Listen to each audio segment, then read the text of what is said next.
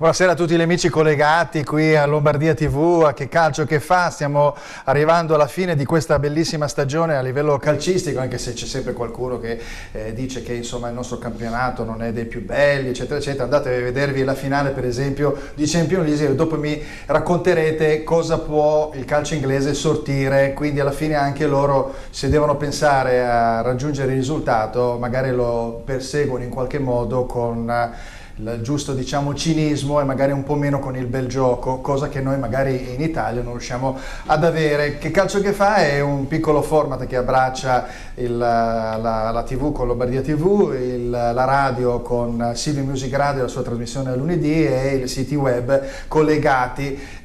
Tratta tantissimi argomenti che sono inerenti al calcio, ma gli ospiti di conseguenza declinano anche degli argomenti differenti, partendo sempre comunque da una comune passione che è appunto quella del calcio. Il campionato è finito, ci sono ancora delle manifestazioni, però mai come in questa puntata parleremo anche un po' d'altro, sempre collegato al calcio.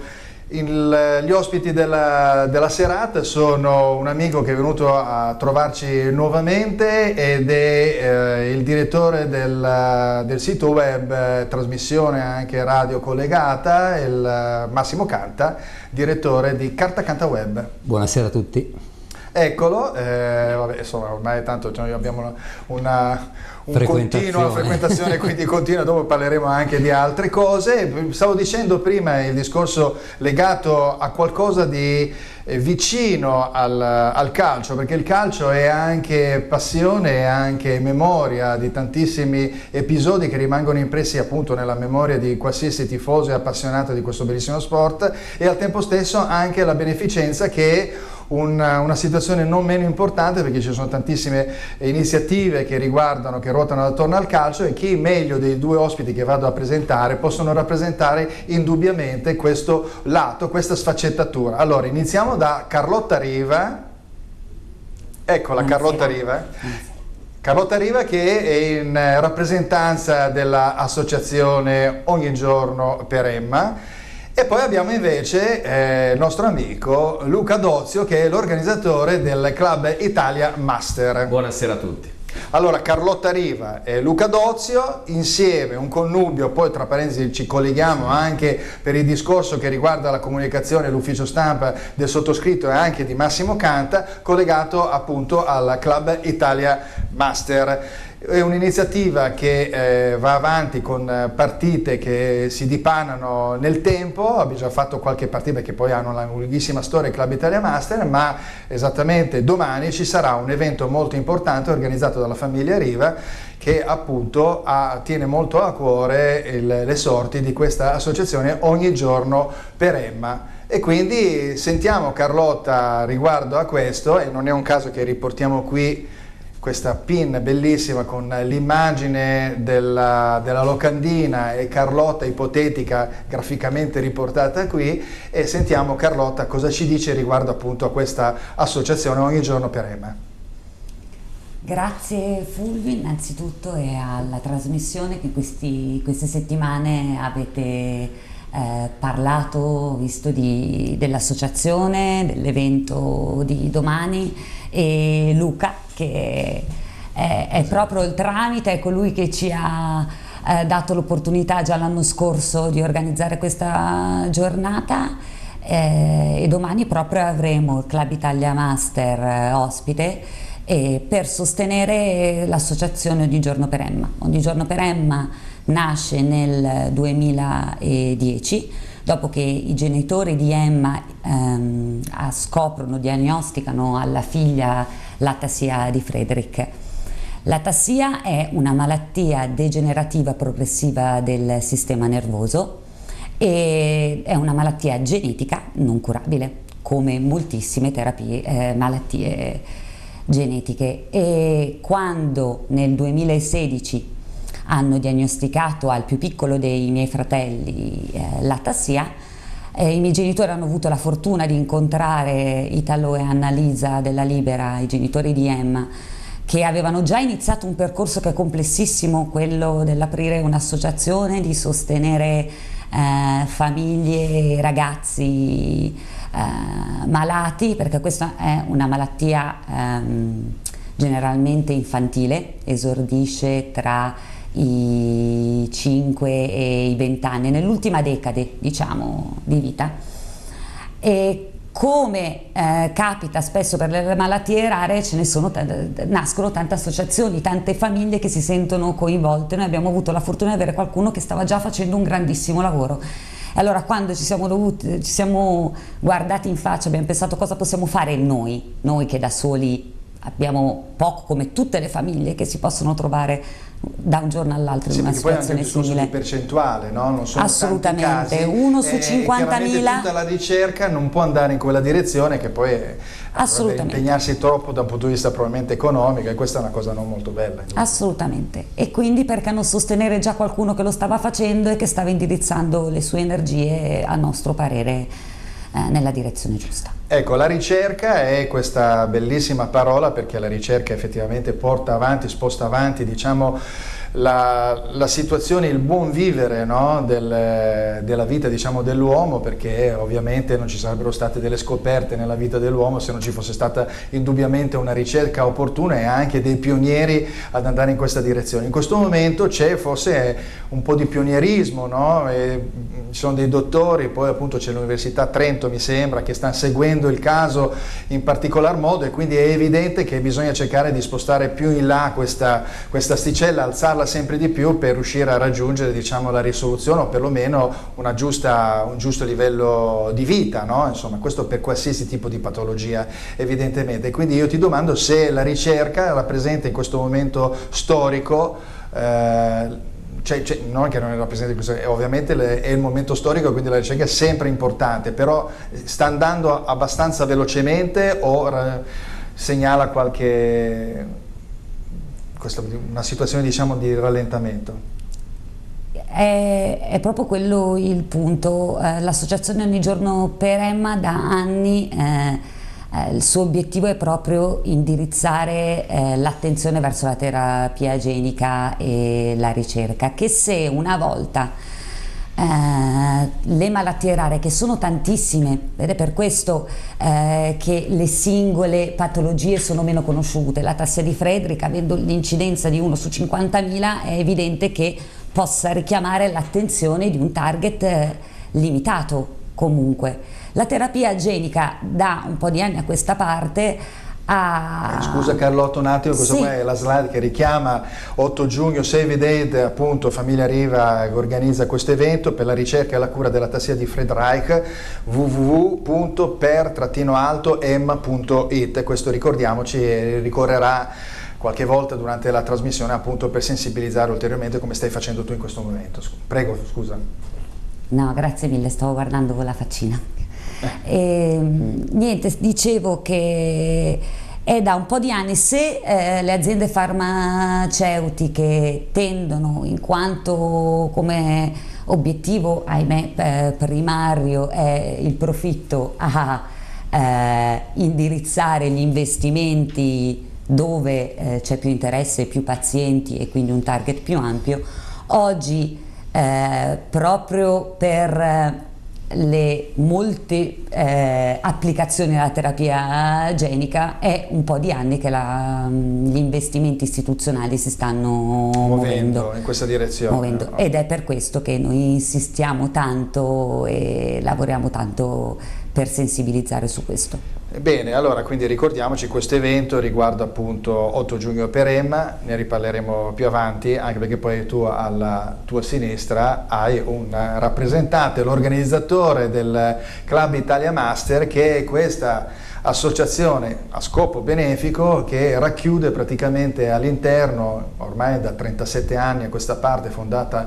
nel 1982, se vogliamo anche un attimo la prima slide ci rendiamo anche conto della contestualizzazione, no? No, l'altra, scusami, la numero 2, Ogni Giorno per Emma, eccola qua, qui abbiamo Club Italia Master, che questo è il logo. Andrei anche successivamente a vedere quella successiva, appunto la 3, che riguarda appunto la fondazione, no? Quindi è la grandissima nazionale del 1982.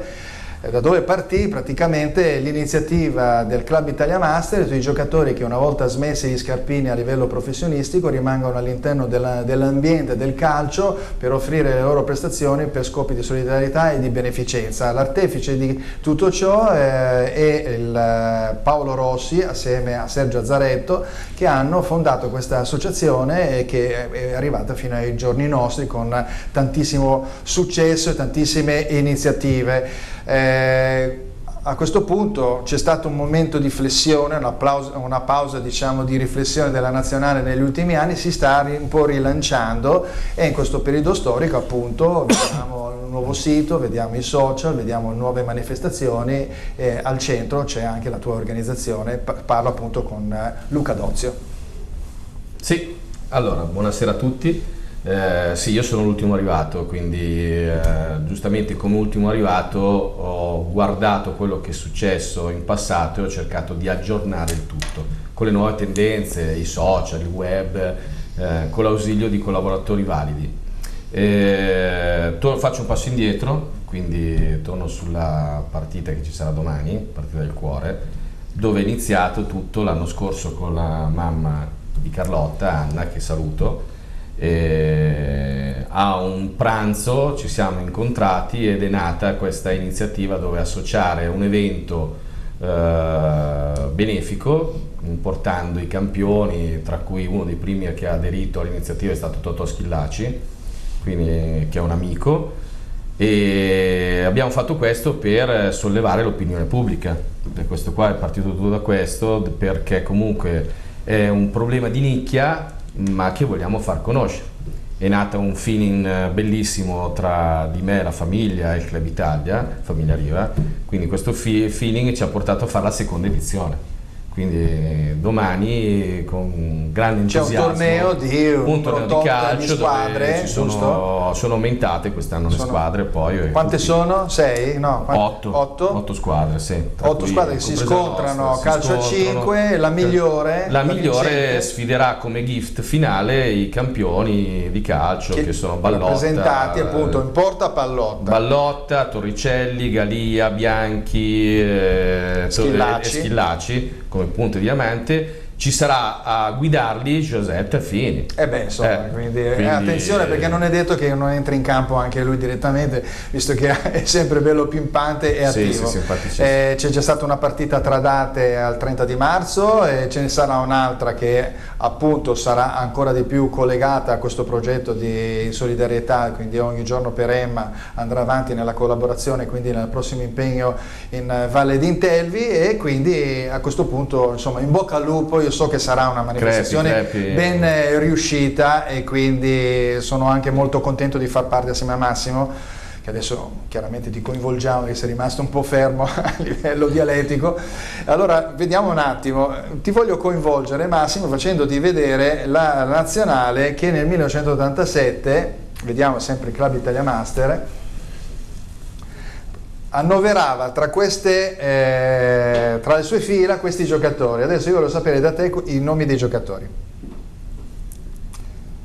Ti ha messo in difficoltà? Quelli che riconosco. Sì, va bene, allora ti aiuto. C'è Benetti, poi vedo Albertosi, Altafini,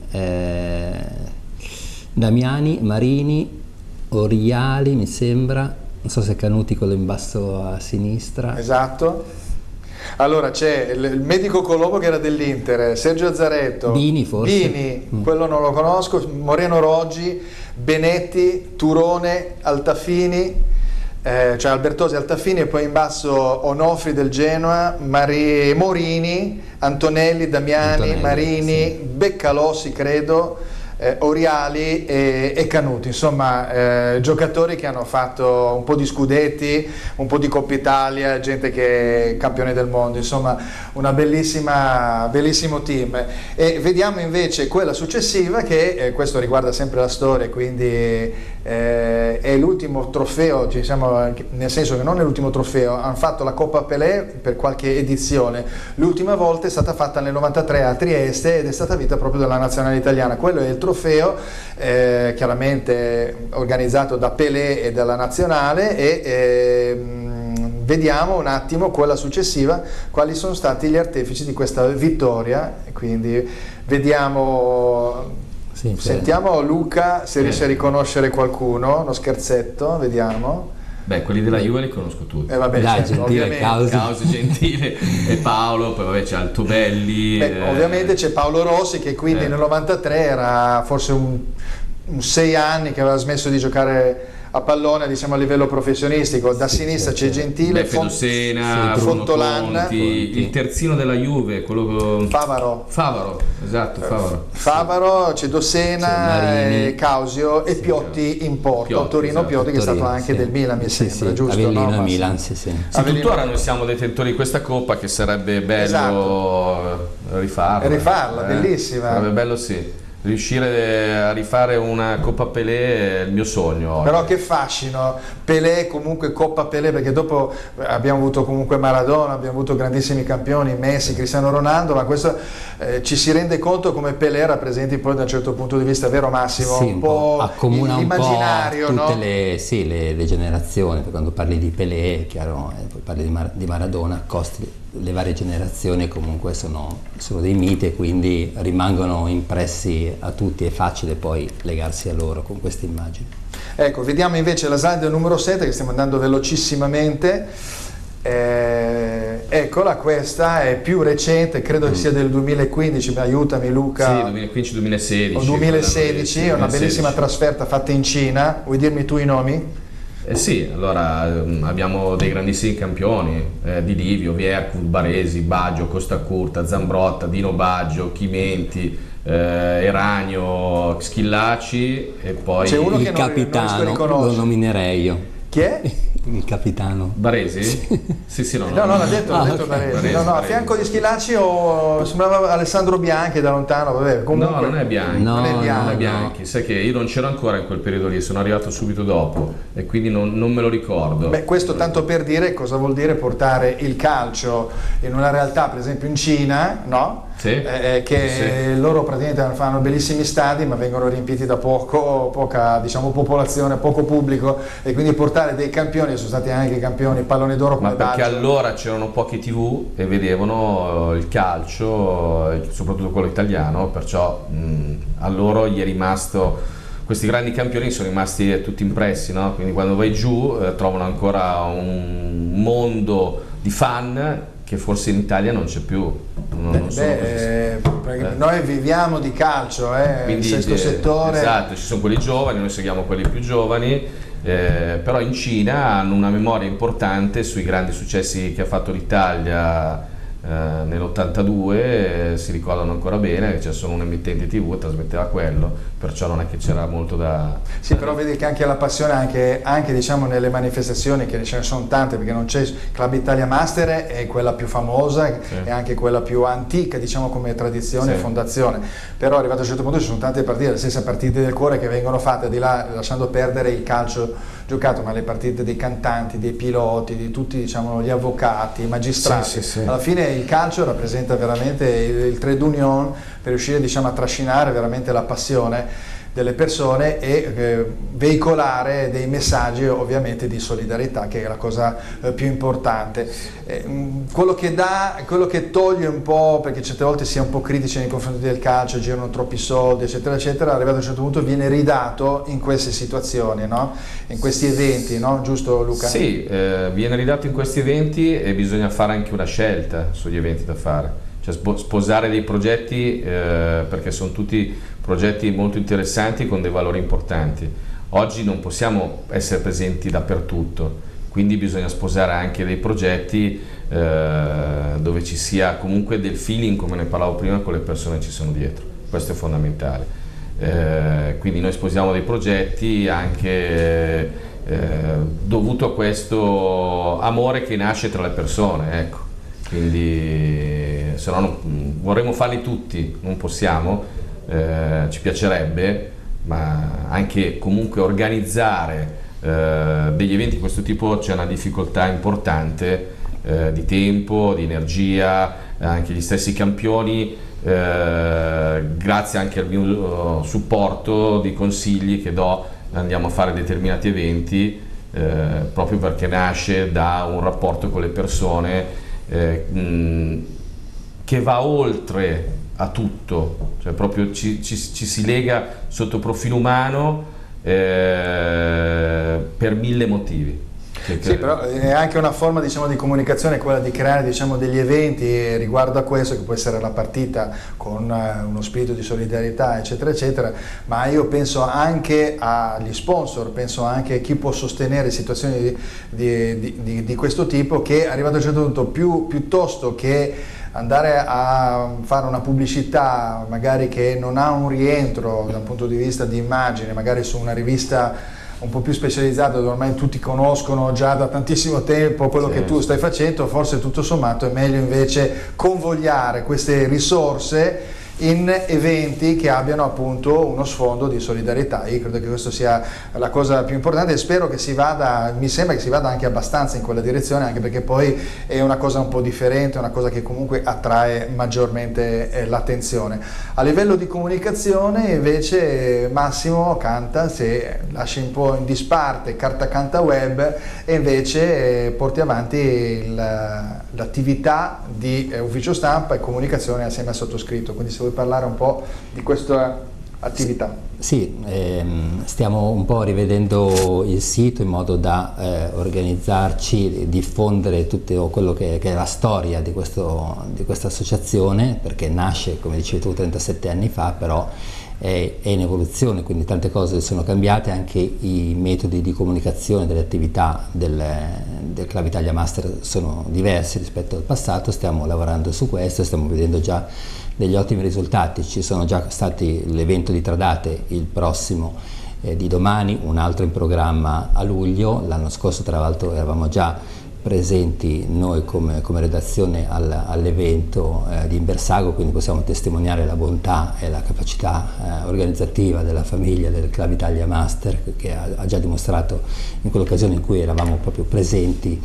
Noi ci stiamo occupando di diffondere su tutti i canali, abbiamo un canale YouTube, adesso il Club Italia Master ha un canale YouTube, un profilo Instagram, un profilo Twitter e un profilo Facebook, quindi sono tanti quelli che si stanno già affiliando, tra virgolette, che stanno seguendo l'attività del club. Il primo test è stato a Tradate, poi nel sito verranno riportate anche quelli che sono gli eventi storici del club e non ultimo quello di Tradate, così non appena finito questo dell'8 giugno potremo vedere tutto quello che è successo con le nostre interviste che cureremo con i calciatori, con gli organizzatori, i componenti della famiglia Riva, i componenti della famiglia della Libera che già l'anno scorso avevamo intervistato, quindi tutti disponibili a raccontare la loro esperienza, a conoscere Temma, che è una grandissima persona, e la famiglia, quindi ci occuperemo di questo intanto. Bene, torniamo allora adesso sul discorso iniziale, no, che è il principale, che riguarda appunto questa manifestazione l'8 giugno per EMA, quindi rivolgo appunto a Carlotta, ecco qua la bellissima slide, se vuoi parlarci appunto apertamente di questo, cioè visto che è comunque un evento privato, però è anche il momento di parlarne, quindi come si può sviluppare, che cosa volete raggiungere. Ovviamente sappiamo benissimo cosa si vuole raggiungere, il massimo, diciamo, del consenso e della disponibilità da parte delle persone, però vediamo, diciamo, un po' anche a livello vostro intimo, no? A mettersi anche un po' in discussione, no? Con un'organizzazione del genere. Certo, è anche perché quando una cosa ti colpisce ci sono alcune malattie che purtroppo richiedono l'attesa, no? E l'attesa è drammatica, è insopportabile. Nel frattempo cosa fai? Nel frattempo non puoi di certo startene con le mani in mano, e allora ci si organizza, se ne parla, si prova. Mio fratello ha 17 anni, quindi se ne parla magari non tantissimo, non ancora, no? Perché lui ancora sta bene, e quindi fai cose, provi, chi incontri, racconti, cerchi di farlo col sorriso, cerchi di farlo tirando fuori l'energia e dire organizziamo una festa, organizziamo una giornata, coinvolgiamo gli amici con un bell'obiettivo, facendo vedere un bel calcio, facendoli divertire, con un modo di stare insieme, stiamo insieme. La presenza dei giocatori del Club Italia Master è fantastica, coinvolge le persone, il calcio è una delle cose a mio parere più democratiche che ci siano, e la nazionale lo è ancora di più, perché a quel punto non importa la squadra a cui tenevi prima, allora Schillaci e Schillaci, Esatto, Torricelli sono tutti,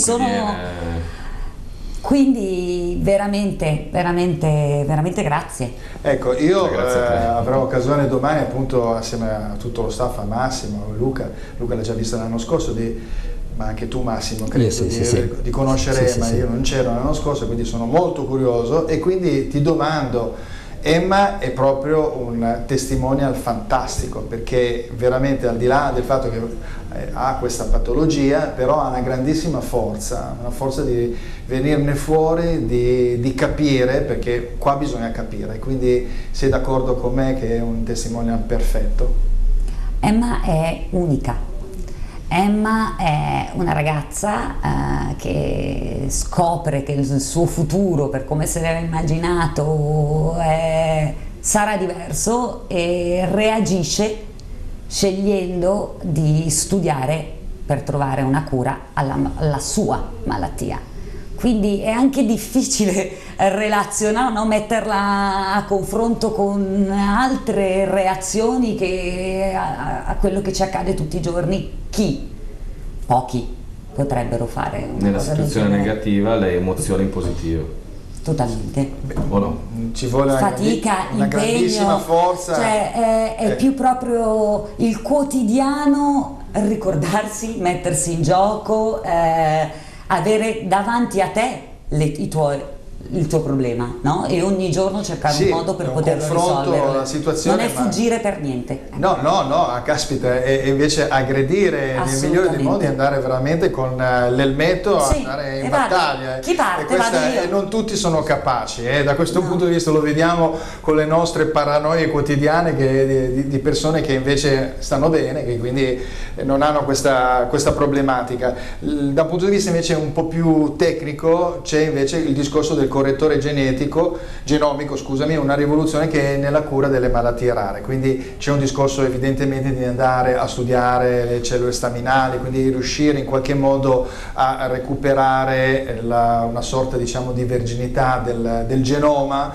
e quindi però sono tutte ricerche, sono tutte, diciamo, manipolazioni che devono essere fatte, sono costosissime, e che sono dei protocolli che poi, da quello che ho capito, devono essere fatti su un numero tot di persone, e non è facile avere contemporaneamente i dati da tutte queste persone, quindi, però la strada sembrerebbe quella. Assolutamente. In questo momento vorrei tantissimo che ci fosse Emma a rispondere, che avrebbe sicuramente... Domani sera gliene parliamo. Domani sera gliela rifacciamo a lei la domanda, promettetemelo. Che è la ricercatrice. Esatto. Sì. Devo dire che noi come associazione Ogni Giorno per Emma abbiamo il supporto, e supportiamo, e siamo in contatto con due grandi professori, che sono il professor Quattrone, che è direttore del Dipartimento di Biotecnologie dell'Università di Trento, università in cui studia Emma, e il professor Ivan Torrente invece del Policlinico di Milano. E l'aspetto interessante della ricerca oggi è che puoi andare ad agire. Adesso parlare di DNA davvero diventa un po' complesso, però le ricerche che stiamo sostenendo stanno lavorando su scoperte già fatte e una correzione di queste nell'applicazione reale. E davvero questo è un momento estremamente interessante. Quindi c'è una sorta di applicazione già esatto. dei test. Esatto, la questione oggi è aggiustare il tiro, perché quando fai una scoperta che deve agire nel modificare un tratto del DNA, è anche insegnare a questa molecola a fare il lavoro nel modo giusto. è un po'... Insomma, è la nuova frontiera della medicina, ma in generale non solo per questo tipologia di malattie, ma in generale per tantissime cose, anche malattie che esistono da tantissimo tempo, che quindi anche quelle più comuni, se si riuscisse ad andare a intervenire, è chiaro che questo è un discorso anche un po' complicato e purtroppo in qualche modo trascina anche la situazione, diciamo, delle case farmaceutiche, quindi lascerei perdere da questo punto di vista. Pensiamo a migliorare nelle cose con le poche energie che si hanno e di cercare di raggiungere gli obiettivi. Abbiamo raggiunto la prima mezz'ora come obiettivo di Che calcio che fa, quindi un attimo di qualche consiglio per gli acquisti e poi ci ritroviamo per la seconda parte di Che calcio che fa.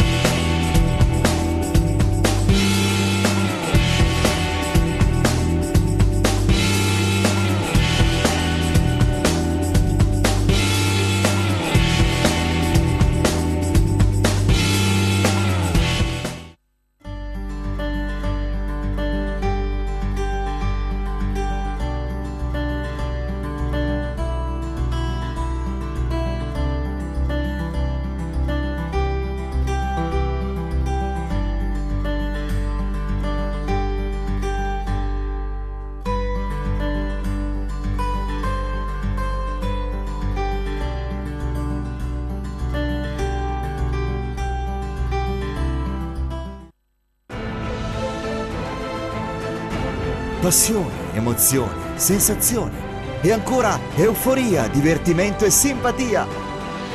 Non rinunciare a tutto questo. Scarica l'app di Silver Music Radio, SM Radio, e ascoltala dove vuoi. Silver Music Radio, la tua radio ti ascolta.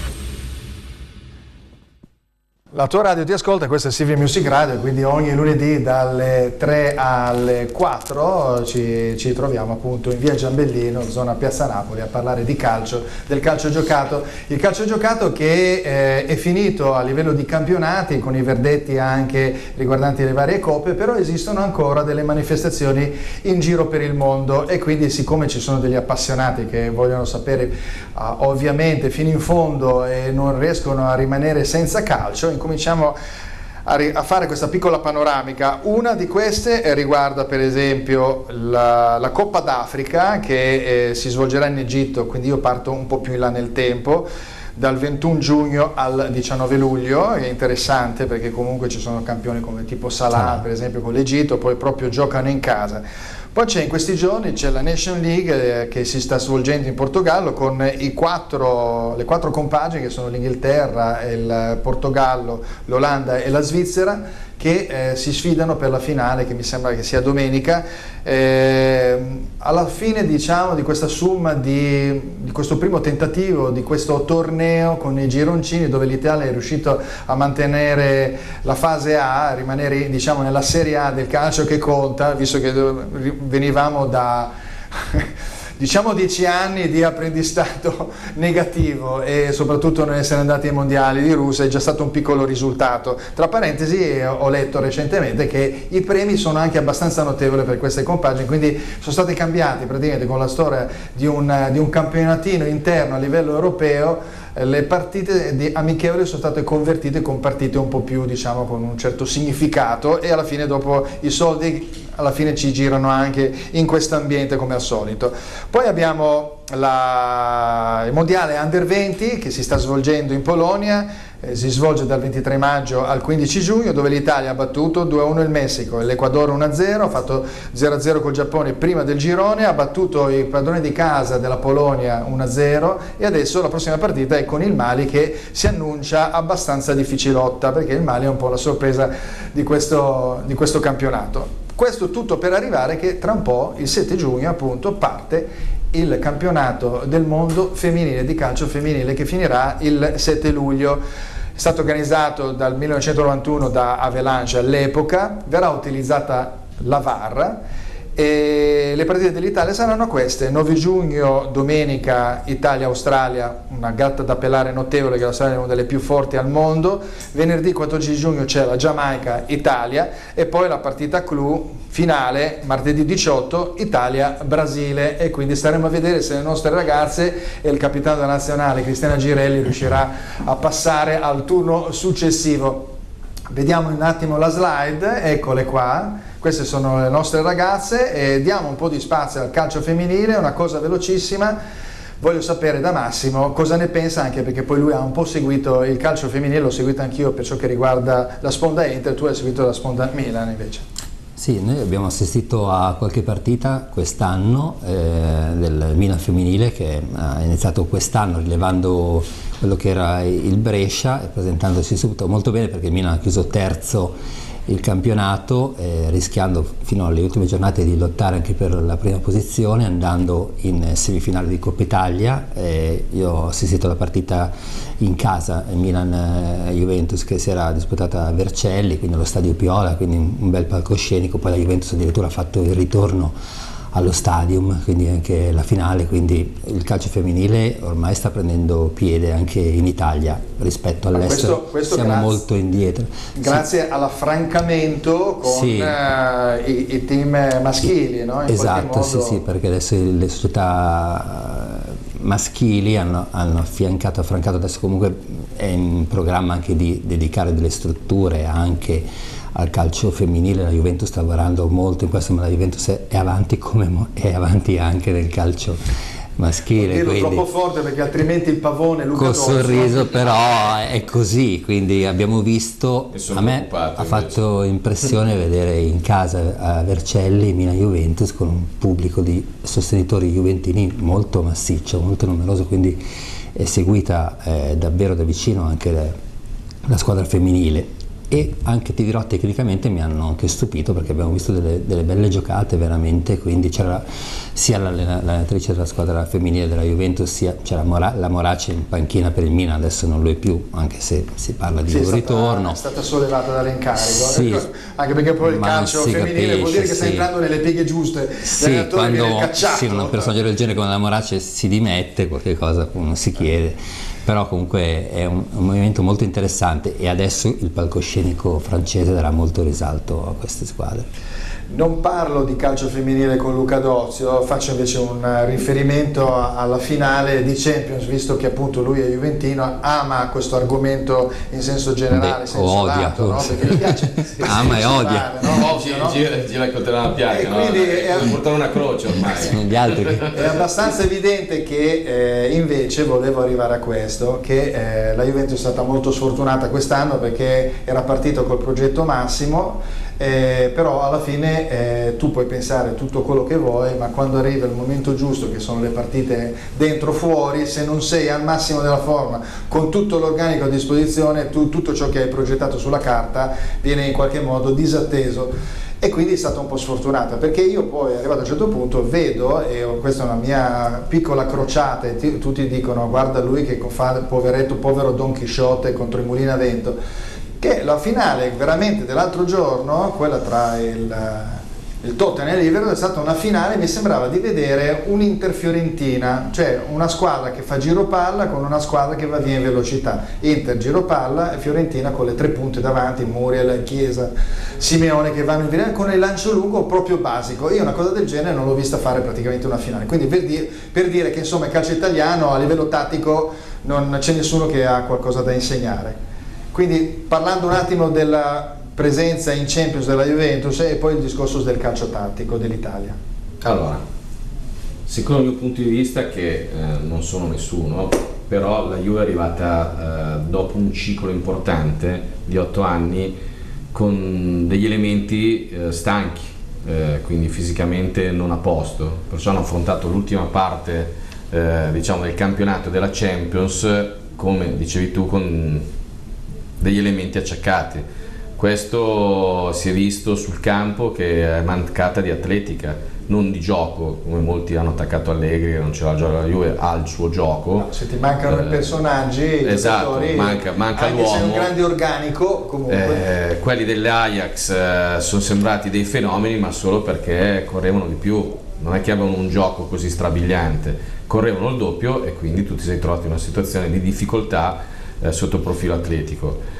Ci sono 1000 motivazioni, stress durante l'anno, tante partite, personaggi probabilmente che hanno dato tutto in questi anni, quindi sono arrivati stanchi. Uno di quelli, vedi anche Chiellini, non ha nemmeno giocato, quindi è arrivato affaticato con dei problemi fisici, ci è mancato tantissimo, però io sono convinto che anche se lui era in campo il risultato non cambiava, erano troppi che non avevano più birra.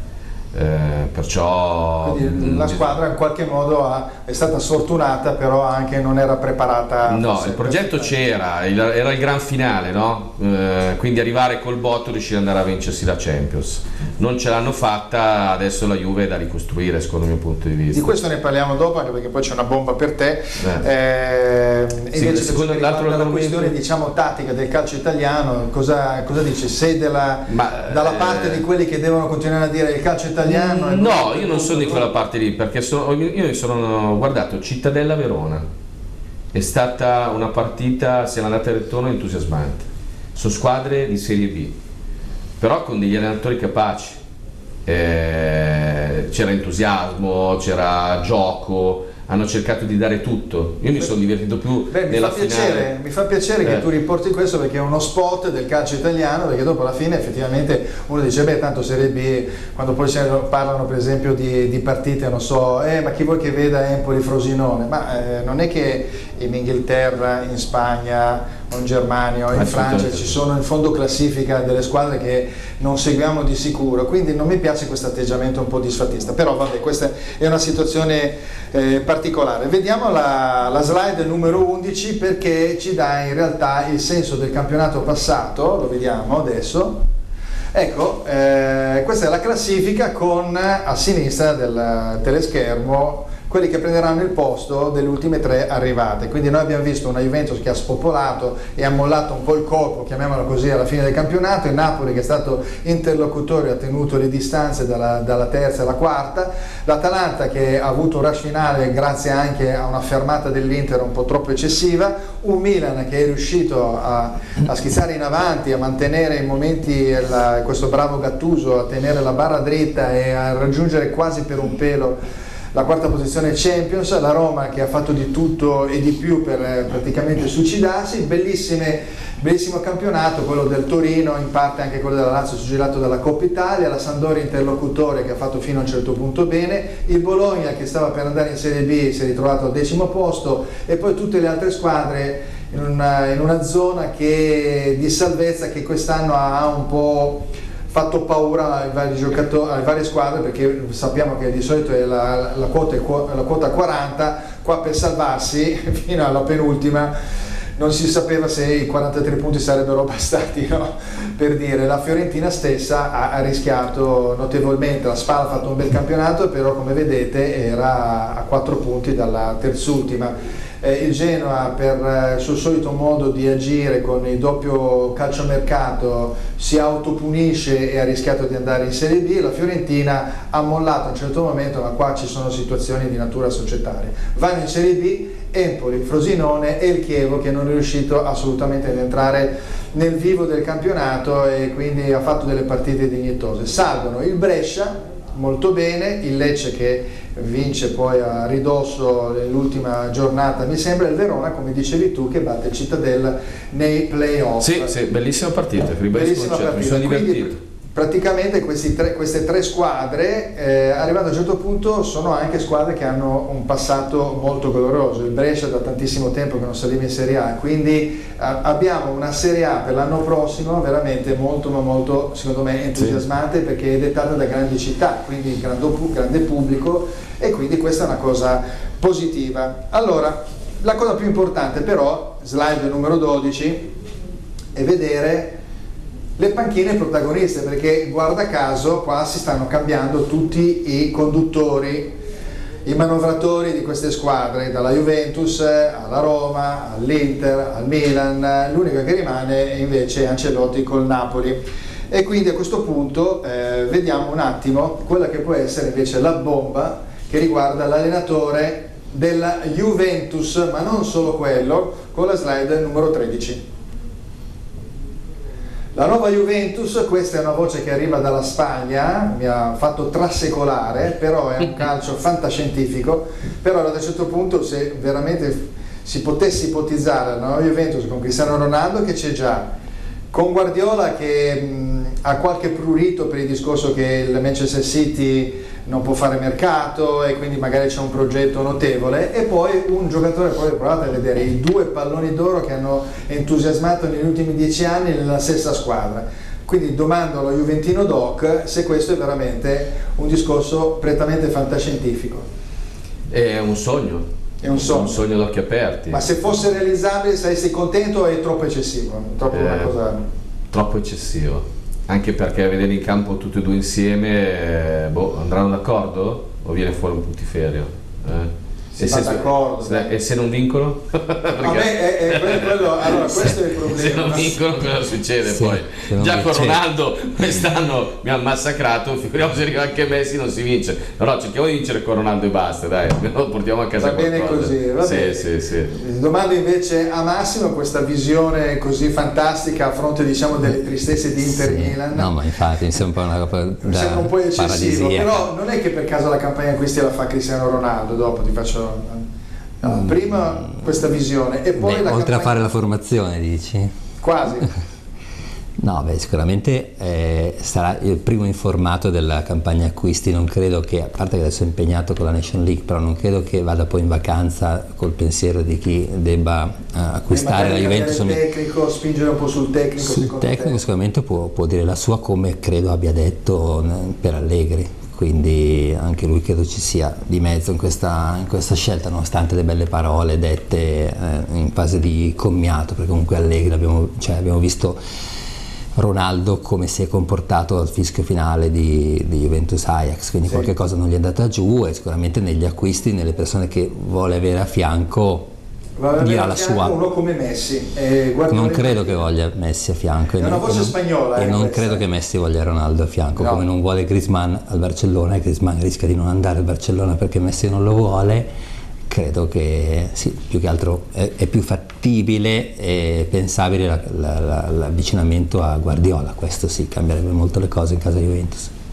Bene, abbiamo altri argomenti, quindi lasciamo questa suggestione, la lasciamo lì, era carina riportarla, perché ogni tanto, visto che ancora non sono stati acquistati dei vari giocatori, quindi è abbastanza evidente che in questo momento si può fantasticare. Faccio una domanda, ma Guardiola alla Juve, col gioco di Guardiola, gli uomini che ha la Juve in questo momento, domandiamoci questo, che però il mercato è ancora da fare, ancora da aprire, apre il primo di luglio. La Juve in questo momento non è da Guardiola, o gli stravolge il centrocampo, ma non è da Juve, così non va bene per il gioco di Guardiola, secondo il mio punto di vista. Poi non lo so, c'è tanto da cambiare, quindi però anche se arrivasse Sarri, credo che forse Sarri è un po' più un ottimizzatore da un certo punto di vista, quindi è un po' più, ti diamo questi giocatori, farli giocare in qualche modo, lui è bravo. Il Chelsea ha fatto così, non c'era il Napoli, il Chelsea non aveva gli uomini del Napoli, eppure è riuscito a farli giocare e a vincere anche. Sì, infatti. Passiamo alla slide successiva, perché qua abbiamo parlato di panchine ovviamente bollenti, qua è arrivato il sergente di ferro. Allora, sergente di ferro, io devo dire la verità, questo parere mio personale, non avrei cambiato allenatore, perché il sergente di ferro è una di quelle situazioni che dopo alla fine lascia un po' il tempo che trova, perché le squadre di calcio sono fatte da giocatori che devono abbracciare anche per le proprie caratteristiche la questione, diciamo, tecnica e sportiva, quindi avere giocatori solo muscolari, per quanto noi siamo in un calcio, in questa fase storica del calcio, un calcio muscolare, Conte ci può ovviamente regalare un certo tipo, una linea, diciamo, di condotta per l'Inter. Domando a Massimo se questo era l'allenatore più giusto, perché in qualche modo getta un po' di fumo anche negli occhi, nel senso c'è sostanza ma anche fumo, come per dire abbiamo bisogno di uno carismatico, potente, e poi magari dopo prendono i giocatori che sono quelli che sono da mesi già annunciati. Beh, annunciati, sì, può essere che comunque ci siano state anche delle indicazioni precedenti, visto che comunque si dice di questi contatti che risalgono già a qualche mese fa con Antonio Conte. Non è solo sostanza, è anche forma, secondo me, con Antonio Conte, perché credo che possa cambiare tante cose in quello spogliatoio, in quell'ambiente. Infatti tanti sanno già che non potranno poi presentarsi il giorno di ritiro per quanto lo vogliano fare, quindi Conte sarà, ed è stato già molto diretto in certe indicazioni, e dove sta andando l'Inter sul mercato vuol dire che comunque l'Inter quest'anno vorrà partecipare attivamente al campionato, e credo che con la Juventus in calo, questa Juventus in calo salvo altri acquisti, è chiaro che ci si aspetta, l'Inter potrà veramente essere l'antagonista e non solo ad agosto della Juventus. Domando invece a Luca, visto che lui è un conoscitore dell'ambiente juventino e quindi Conte l'ha avuto per 3 anni, se lo vede bene nella panchina dell'Inter e se l'avesse ripreso in questa situazione, perché era stato anche in qualche modo riaccostato alla Juventus. Sentiamo Luca. No, io non l'avrei ripreso, però ammiro la sua scelta, perché si è messo in gioco con un'avventura difficile, perché l'Inter ha bisogno di vincere a tutti i costi e non è facile. Quindi lui ha accettato una sfida importante e gli auguro tutto il bene di questo mondo, perché comunque gli uomini che prendono in petto le sfide li ammiro. Lui è un grande per questo.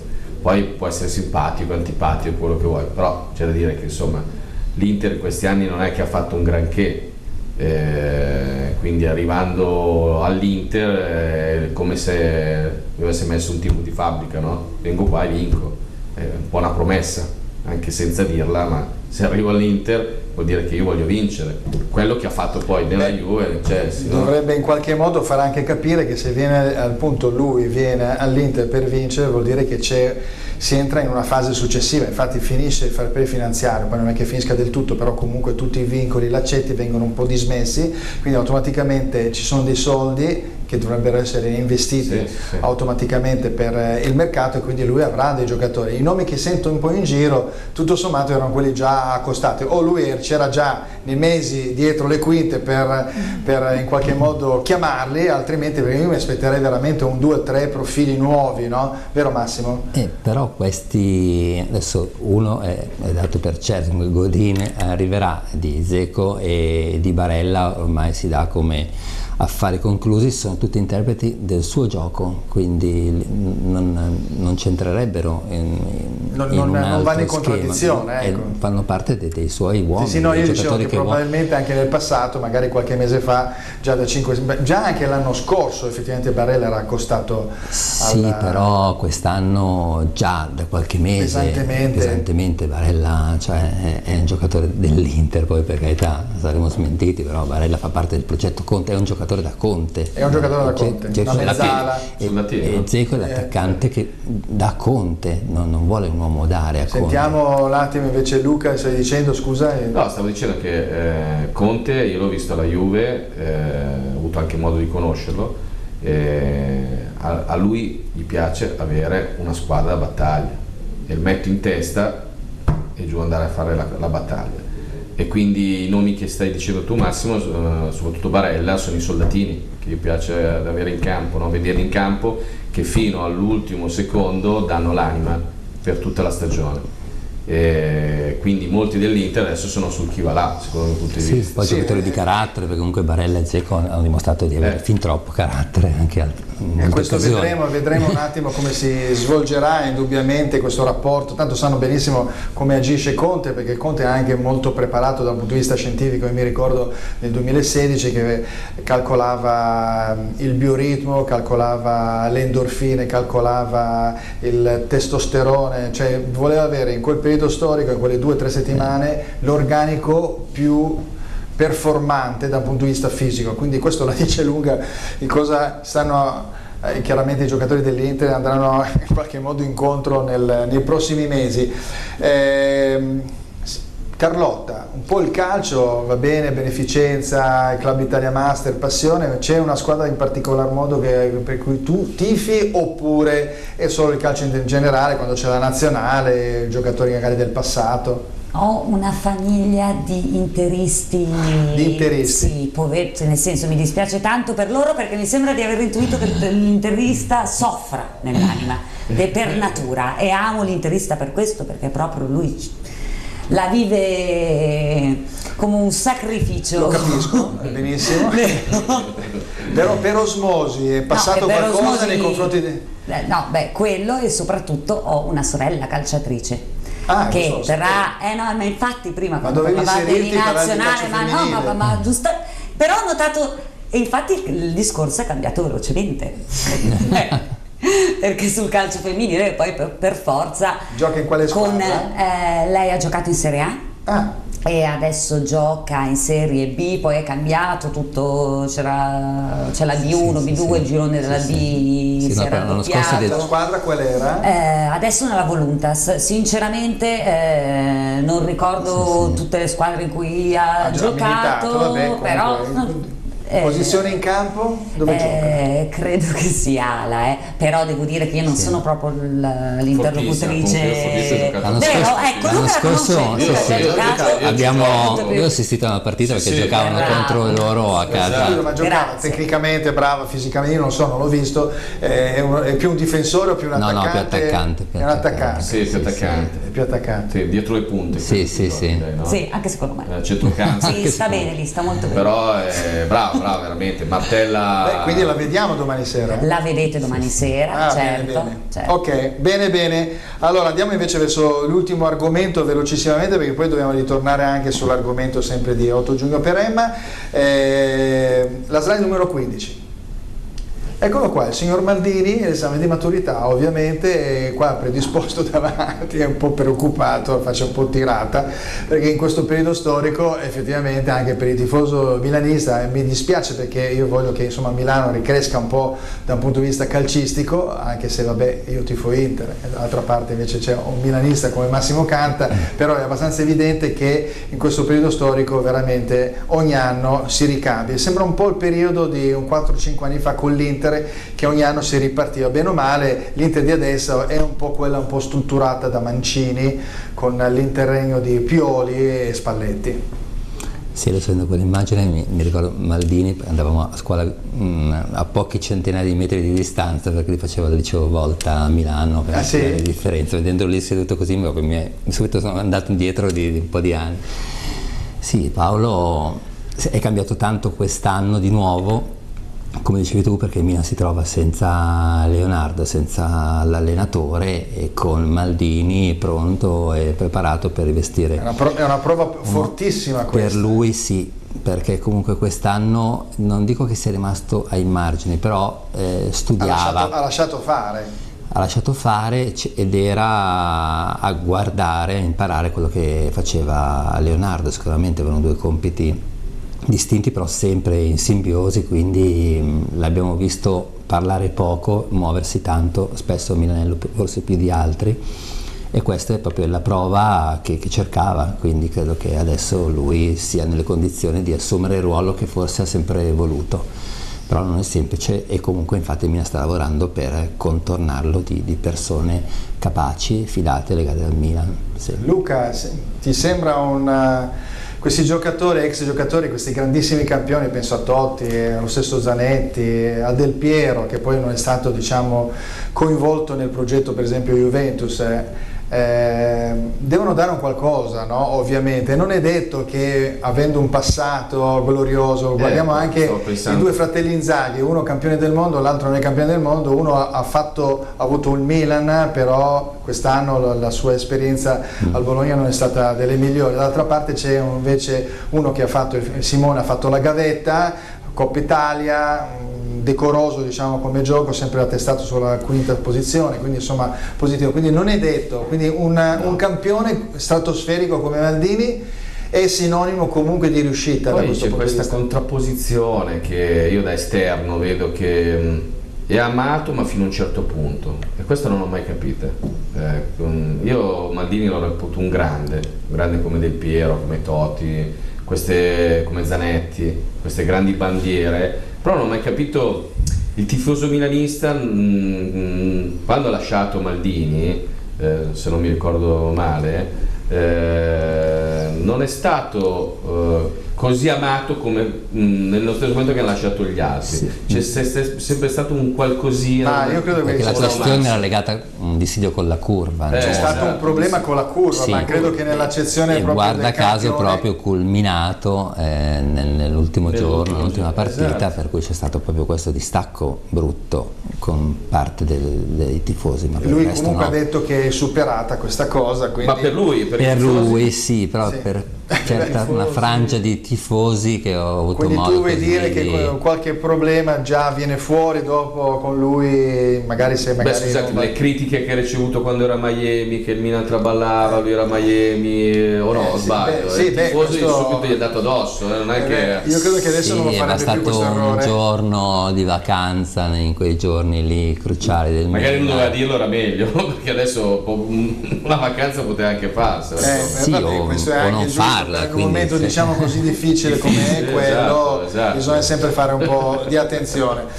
Vabbè, insomma, quindi vediamo un po' cosa anche perché poi si sta contornando di grandi campioni come Boba, Costa Curta, quindi insomma un team di gente di qualità, però non è che con Leonardo ci fosse poca qualità e soprattutto esperienza, no? Quindi vedremo, c'è molto la questione legata a Elliott a livello economico Ma finanziario. Boban è già certo? Che Sì, sì. Perché lui arriva dall'esperienza UEFA, no? Mica era un sì, però dirigente quando Vice segretario dai un della senso- FIFA. della FIFA, scusa, della FIFA, esatto. dai un senso di apertura in questa direzione, vuol dire che c'è anche un progetto che va al di là, e questo di conforto per chi tifa Milan, vuol dire che c'è un discorso molto più ampio dietro e questo lo sapremo nei prossimi mesi. Purtroppo questo è il rilievo ovviamente degli ultimi anni, quando le grandi squadre sono passate da appunto di proprietà dalle grandi famiglie a situazioni completamente nuove per il calcio italiano. Vedi Suning per l'Inter, Fondo Elliott, ma lo stesso Pallotta, non ultimo Comiso ovviamente per la Fiorentina, perché intravedono evidentemente un futuro a livello imprenditoriale differente dal passato. Bene, ritorniamo appunto alla sorella della calciatrice Riva, Carlotta, ecco, e voglio sapere il mondo del calcio e la beneficenza. Questo è un connubio che quindi funziona, ne abbiamo parlato prima, e quindi come lo vedi, visto che hai già avuto l'anno scorso questa esperienza?